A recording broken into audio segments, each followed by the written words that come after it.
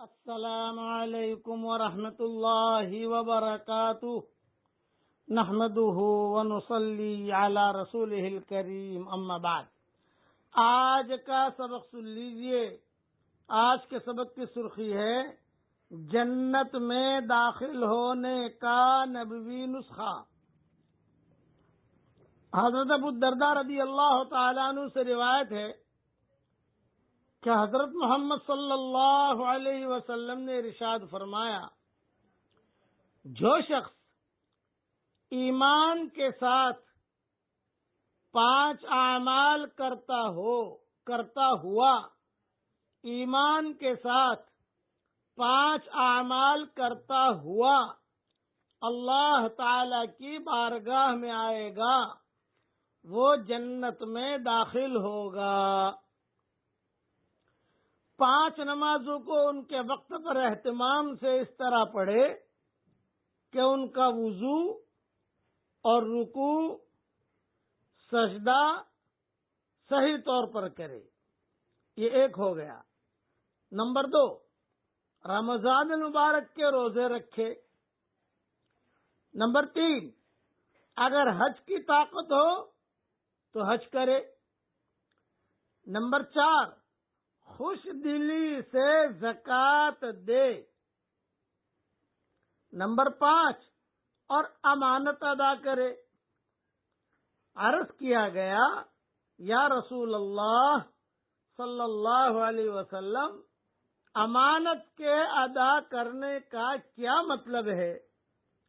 تو آپ صلی اللہ علیہ وسلم نے ارشاد فرمایا، جنابت کا غسل کرنا۔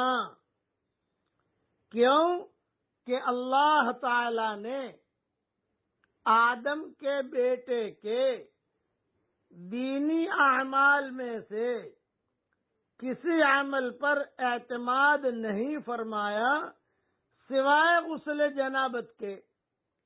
کیوں کہ غسل جنابت ایسا چھپا ہوا عمل ہے کہ اس کے کرنے پر اللہ تعالی کا خوف ہی اسے آمادہ کر سکتا ہے۔ یہ حدیث طبرانی میں ہے۔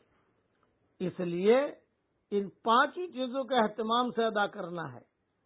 نماز بھی اہتمام سے پڑھنی ہے، رمضان کے روزے بھی رکھنے ہیں، حج کی طاقت تو حج بھی کرنا ہے، اور زکوٰۃ بھی دینی ہے۔ زکوٰۃ دینی ہے خوش دلی سے، ناراض ہو کر نہیں، ایک دم سر چڑھے نہیں۔ اللہ تعالیٰ معاف فرمائے، آج کل تو ایسے حالات چل رہے ہیں کہ آدمی اپنی زکوٰۃ خود کھا جاتا ہے، اسے پتہ ہی نہیں ہوتا۔ اس لیے نہیں، آدمی چاہے خوش دلی کے ساتھ بندوں کا حق ہے بندہ ادا کرے، اور غسل جنابت اہتمام کے ساتھ کرے۔